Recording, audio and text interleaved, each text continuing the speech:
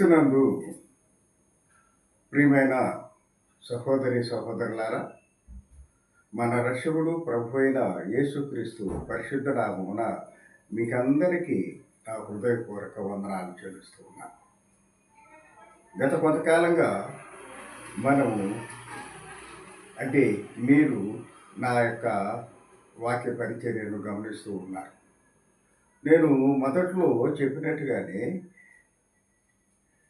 రక్షణకు సంబంధించిన అంశాల మీదనే ఎక్కువగా మనము ఈ సమయంలో జాగ్రత్త వహించాలని మీతో నేను చెప్పి ఉన్నాను. ఎందుకనంటే ప్రతి రోజు ప్రతి వీడియో ముందు ప్రారంభంలో నేను చెప్పే మాట ఒకటే, కాలము సమీపించి ఉన్నది, దేవుని రాకడ అతి చేరువుగా ఉన్నది. ఎందుకు అంటే దానికి అనేక కారణాలు మనం చెప్పుకున్నాం. మీరు అనేక మంది దైవ సేవకుల వార్తల ద్వారా, వారి సువార్త ద్వారా కూడా వింటూ ఉన్నారు. సో ఈ అన్నిటిని వాటిని నేను ఇదిగో అక్కడ ఇట్లా జరుగుతుంది, ఈ దేశానికి మధ్య ఇవి ఇవి యుద్ధాలు, కరువులు, కాటకాలు, ఉపద్రవాలు, భూకంపాలు, వీటన్నిటి విషయాలు నేను ప్రస్తావించను. కానీ దైవ వాక్కు ఎలా మనల్ని హెచ్చరిస్తుంది, దేవుని వాక్యము మనల్ని ఎలా సిద్ధపడమని మనల్ని సూచిస్తుంది అనే అంశాల మీదే మనం ఎక్కువగా నేను కాన్సన్ట్రేషన్.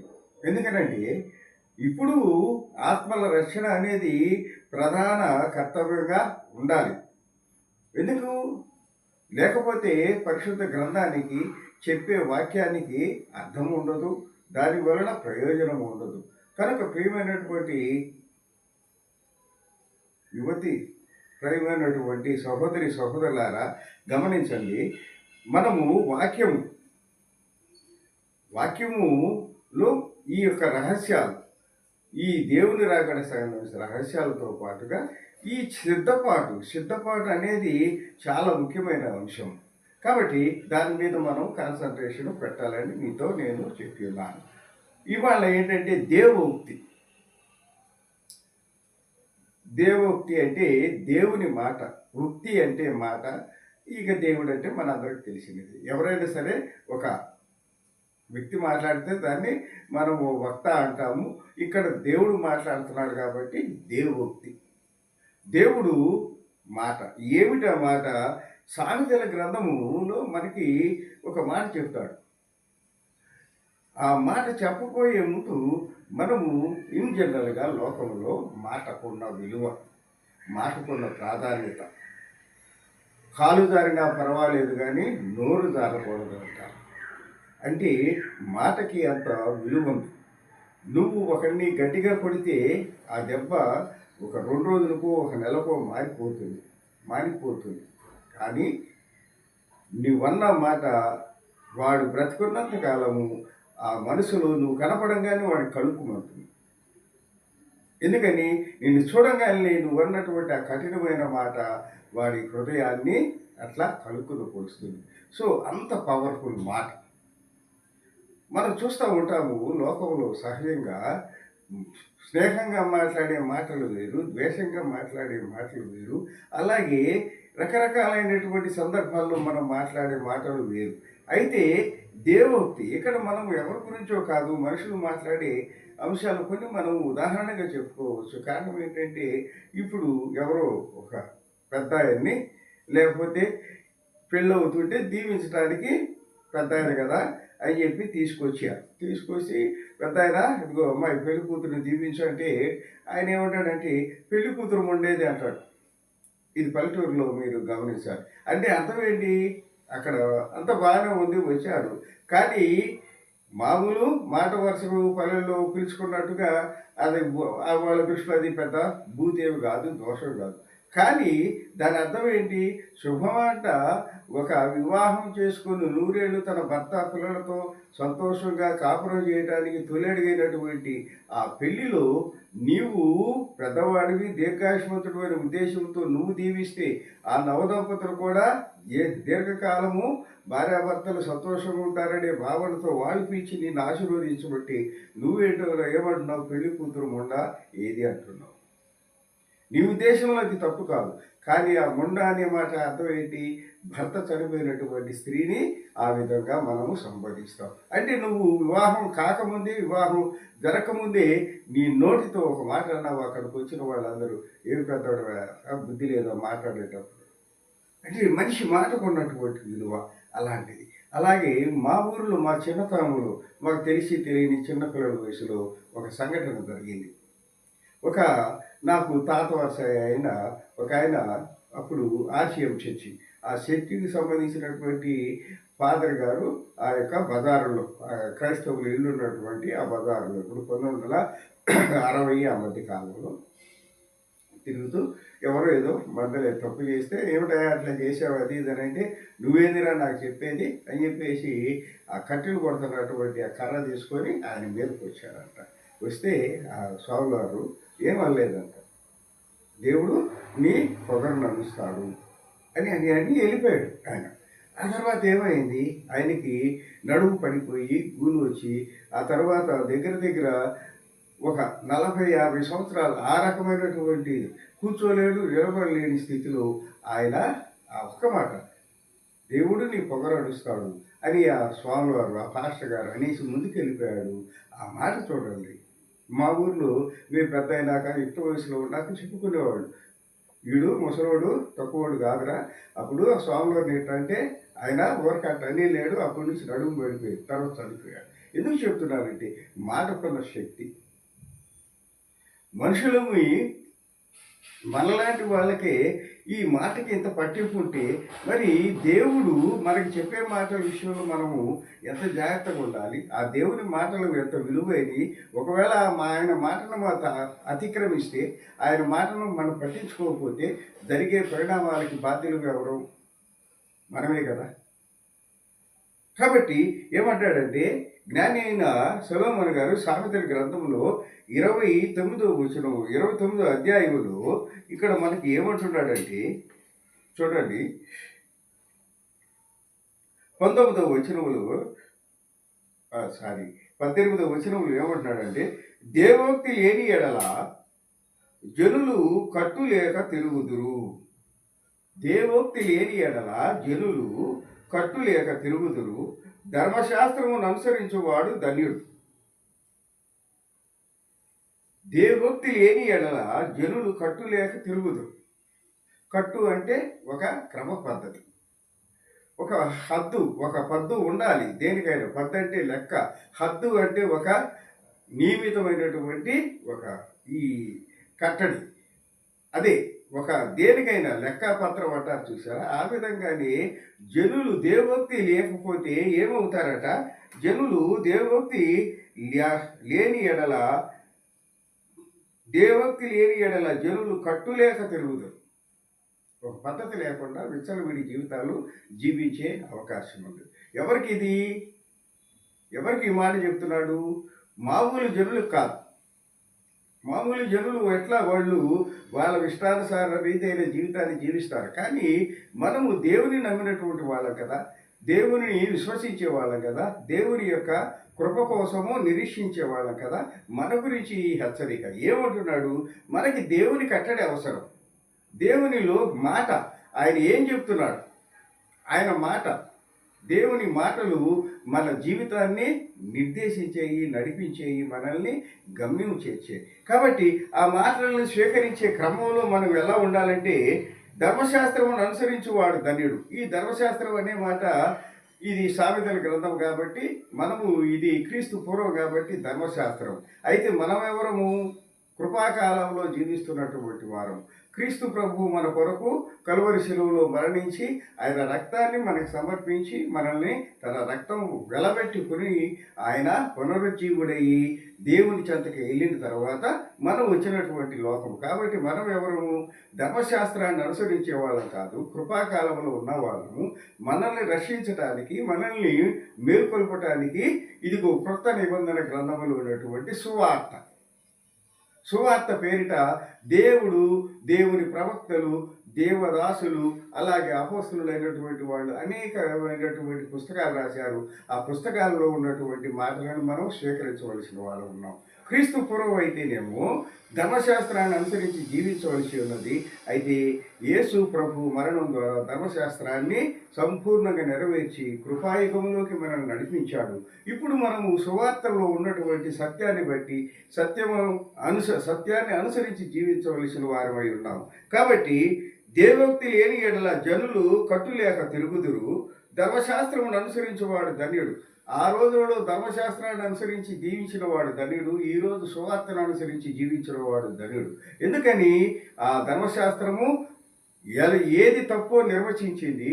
ఈ యొక్క కృపాకాలంలో ఆ తప్పుని సరిదిద్దుకోవడం ఎలా, ఆ తప్పుని సరిదిద్దుకొని ప్రభు కృపకు పాత్రుడవటం ఎలా అనేది ఇప్పుడు ఈ కృపాయుగంలో మనము క్రీస్తు మరణం ద్వారా, ఆ మరణం ద్వారా సాధించిన విజయం ద్వారా మనందరికీ లభించినటువంటి ఆ యొక్క గొప్ప భాగ్యం ఏమిటంటే పాపాన్ని ఎలా మనము తిరిగి పోగొట్టుకోవాలి, పాపము నుంచి మనం ఎలా విడుదల పొందాలి అనేటటువంటి విషయాలని మనము దేవుని యొక్క దేవోక్తి, దేవుని యొక్క మాటల ద్వారా మనము తెలుసుకోవలసిన వాళ్ళమై ఉన్నాము.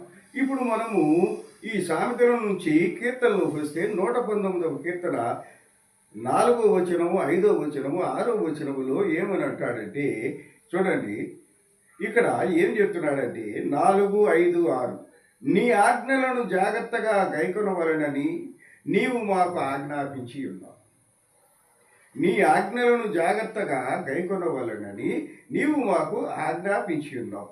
ఆహా, నీ గట్టడలను గైకొనున్నట్లు నా ప్రవర్తన స్థిరపడి ఉండిన ఎంత మేలు. ఆహా, నీ కట్టడలను గైకొనున్నట్లు నా ప్రవర్తన స్థిరపడి ఉండిన ఎడల ఎంత మేలు. నీ ఆజ్ఞలన్నిటినీ నేను లక్ష్యము చేయనప్పుడు నాకు అవమానము కలుగనేరదు. మరొకసారి ఈ వాక్యం చూడండి. నీ ఆజ్ఞలన్నిటినీ నేను లక్ష్యము చేయనప్పుడు నాకు అవమానము కలుగనేరదు. అవమానానికే అవకాశం లేదు, ఎప్పుడు లేదు. నీ ఆజ్ఞలన్నిటినీ నేను లక్ష్యం అంటే గురిగా పెట్టుకున్నప్పుడు, నీ ఆజ్ఞలన్నిటినీ నేను ఒక మార్గముగా ఎంచుకున్నప్పుడు, నీ ఆజ్ఞలన్నిటినీ నా జీవితంలో నేను నెరవేర్చాలని సిద్ధపడినప్పుడు, అలా సిద్ధపడి జీవిస్తున్నప్పుడు నాకు ఏమి రాదు, అవమానము కలగనేరదు. ఎందుకు కలగనేరదు అంటే దేవుని విశ్వసించిన వాళ్ళు, దైవ మార్గంలో నడుస్తున్నటువంటి వాళ్ళు అనేకులకి అవమానాలు రావట్లేదా?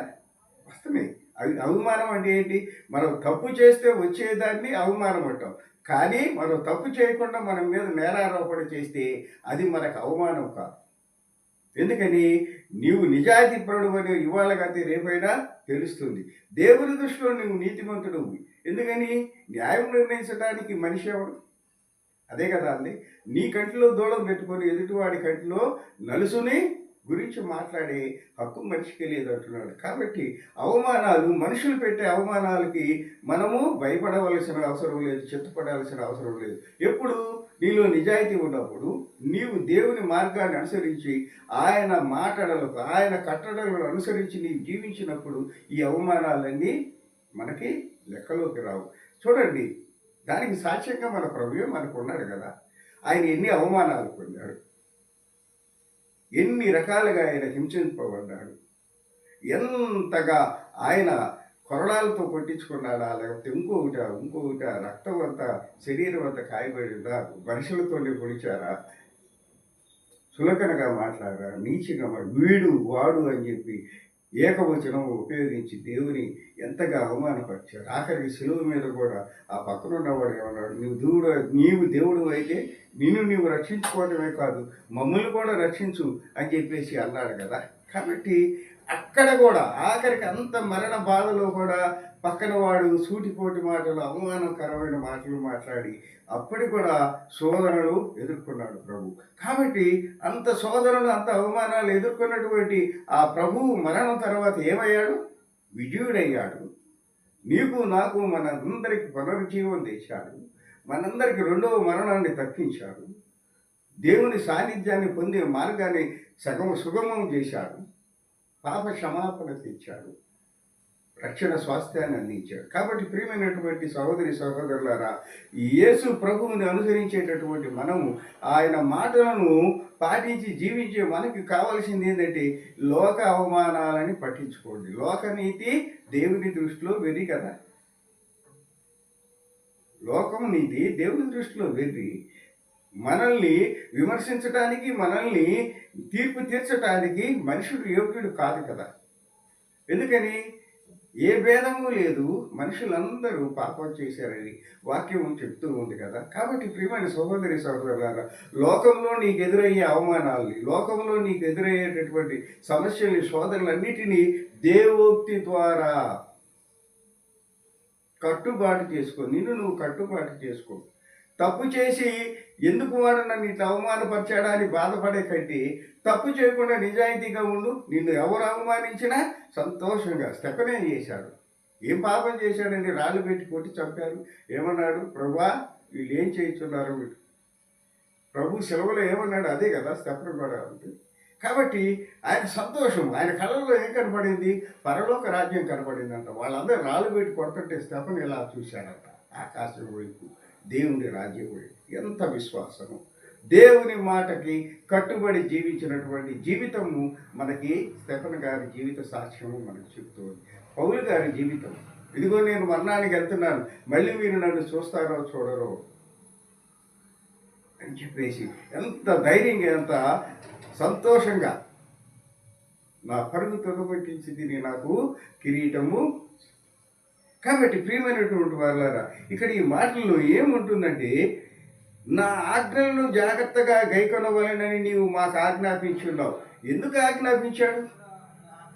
ఆజ్ఞలను ఇప్పుడు మా నాన్న ఉన్నాడు, నాకు నా తమ్ముళ్ళకి, మా ఇంట్లో వాళ్ళందరి పిల్లలందరికీ పిలిచి, రేపు దీపావళి జాగ్రత్తగా ఉండండి, కళ్ళకి తగిలినా, ఇంకో చోట తగిలినా, మళ్ళీ కన్ను పోతే, చేయిపోతే, ఏదైనా జరిగితే జాగ్రత్త. కాబట్టి ఆ ఇళ్ళ ముందుకి వెళ్ళబాకండి, అంటే వెళ్ళబాకండి ఇంట్లో. ఏంటది? ఆ ఆజ్ఞలో ఏముంది? మా రక్షణ ఉంది, మా అవయవాల రక్షణ ఉంది, మా శరీరపరమైన రక్షణ ఉంది కదా. తండ్రి మాటలు, తండ్రి ఆజ్ఞలు ఏముంది? మా బిడ్డల రక్షణ ఉంది కదా. అదే కదా యేసు ప్రభు మనకేం చెప్తున్నాడు? తండ్రి ఏమో నా శరీర రక్షణ కోసం చెప్తే, దేవుడైనటువంటి తండ్రి అయినా యేసయ్య ఏం చెప్తున్నాడు? నీ ఆత్మరక్షణకు అవసరమైన మాటలు చెప్పాడు. దేవోక్తి. ఏమి? నా తండ్రి మాటలు నా శరీరాన్ని కాపాడని, నా దేవుడి మాటలు నా ఆత్మని కాపాడని. ఆత్మను రక్షించుకున్నవాడు ఏమవుతాడు? ప్రభు ప్రేమకి పాత్రుడవుతాడు కదా. కాబట్టి అదే ఇక్కడ అంటున్నాడు చూడండి, నీ ఆజ్ఞలను జాగ్రత్తగా గైకొనవలనని నీవు మాకు ఆజ్ఞాపించి ఉన్నావు. ఆహా, నీ కట్టడలను గైకొనుట, నీ కట్టడలను గైకొనున్నట్లు నా ప్రవర్తన స్థిరపడి ఉండిని ఎంత మేలు. ఎస్, ఇది విశ్వాసికి కావలసింది. యేసు ప్రభువుని రక్షకుడిగా నమ్మినటువంటి ఒక క్రైస్తవురాలకు కావలసింది ఏమిటంటే ఈ మాట. ఆహా, ఎంత అంటే ఎంత హృదయోల్లాసం, ఎంత సంతోషం. ఆహా, నీ కట్టడలను గైకొనున్నట్లు, నువ్వేం చెప్పావో వాటిని అనుసరించేటటువంటి ప్రవర్తన, నా బిహేవియర్లో నీ ఆజ్ఞలను, నీ మాటలను నేను అనుసరించేటటువంటి మనసు గనక నాకుంటే, నా ప్రవర్తన ఉంటే, స్థిరపడి ఉంటే, నా ప్రవర్తనలో స్థిరం అంటే తొట్టిల్లకుండా, కాసేపు ఇటు, లేకపోతే అప్పుడు ఒక మాట ఇప్పుడు ఒక మాట కాకుండా, నీ మాటను బట్టి నీ కట్టడలను గైకొని వాటిని నా జీవితంలో నేను గనక స్థిరంగా వాటిని గనక నేను పాటిస్తే, ఎంత గొప్ప మాట! నీ కట్టడలను గైకొనున్నట్లు నా ప్రవర్తన స్థిరపడి ఉండిని ఎంత మేలు. ఇక నీకేం డోకా లేదు. నీకే కాదు, నాకే కాదు, ఎవరైతే దేవుని యొక్క మాటలను, దేవుని యొక్క కట్టడలను గైకొనటానికి హృదయపూర్వకంగా సిద్ధంగా ఉంటారో వాళ్ళకి ఏ యొక్క నష్టము, కష్టము లేదు. ఉన్నా తాత్కాలికం. ఏం భరించలేమా? ఈ తాత్కాలిక శ్రమలు భరించలేమా? ఒక పూట అన్నం లేకపోతే చచ్చిపోతామా? 2 రోజులు జ్వరం వస్తే చచ్చిపోతామా? లేకపోతే పూరి గుడిసెలు ఉంటే చచ్చిపోతామా? లేదే. నీవైనా, నేనైనా, ఎవరైనా కొన్ని రోజులకి తర్వాత కొంతకాలం తర్వాత అంతా మరణించవలసిన వాళ్ళమి. ఆ మరణించేటటువంటి ఈ నశించిపోయే క్షయమైనటువంటి ఈ శరీరం కోసము శాశ్వతమైనటువంటి అక్షయమైనటువంటి ఆ కృప వాత్సల్య బాహుల్యాన్ని ఎలా వదులుకుంటాం? ఆలోచించండి ప్రియమైన వారలారా, గమనించండి, నా మాటలు ఆలకించండి.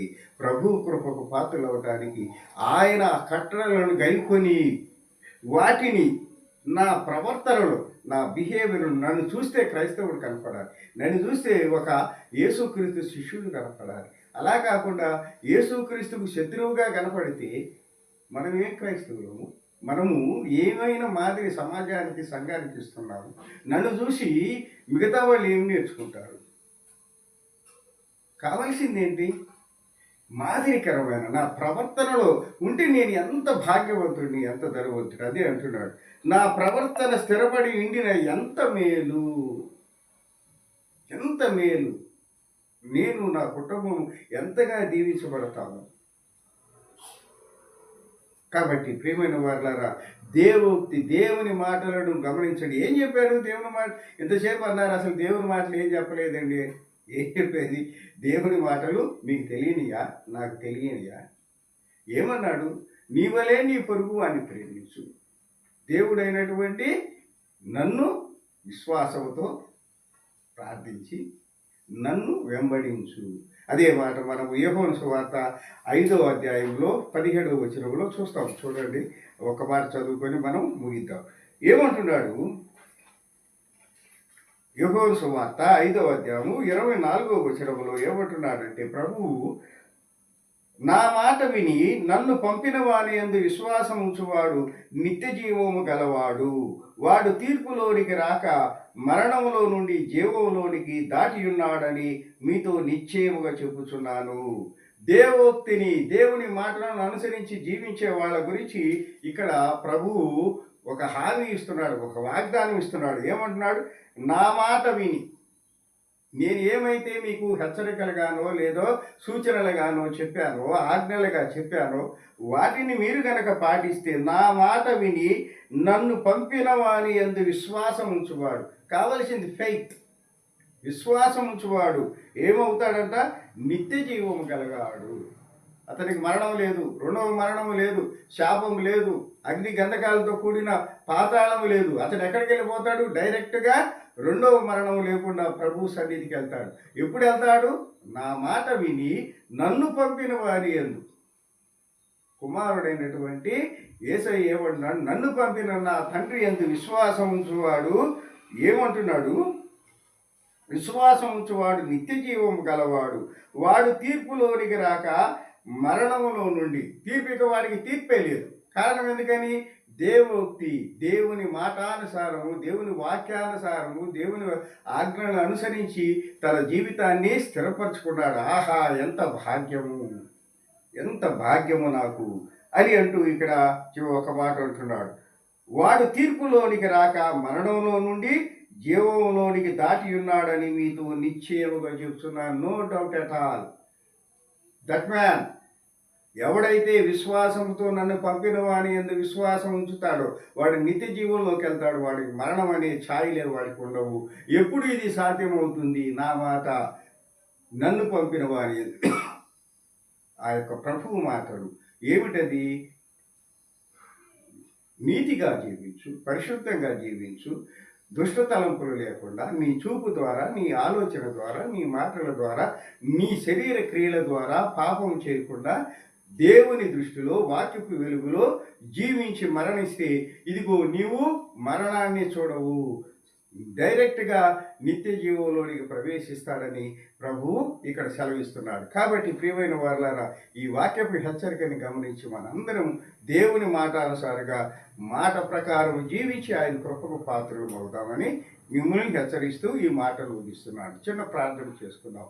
మహాకృప కలిగిన మా తండ్రి, ప్రేమ కలిగిన యేసయ్య, నాయనా, దేవోక్తి అనే ఈ మాటను అనుసరించి నాయనా మేము ఈ కొంచెం సేపు మీ సన్నిధిలో నాయన వాక్య పరిచయం చేసి ఉండగా వాక్యములోని మర్మాలని బిడ్డలందరూ గ్రహించి ఆ రీతిగా తమ జీవితాలను నాయనా మీ వాక్యపు వెలుగులో సరిచేసుకొని మీ చిత్తానుసారము మీ మాటల ప్రకారం మీ ఆజ్ఞానుసారము జీవించిన ఆయన పాపం నుండి శాపం నుండి దూరస్తులై మీ కృపకు పాత్రులై మరణమును చూడక నిత్య జీవంలోనికి ప్రవేశించే కృపను భాగ్యమును మాకందరికీ అనుగ్రహించబడి యేసు నామమున ప్రార్థించి అడిగి వేడుకుంటున్నాం తండ్రి. ఆమేన్.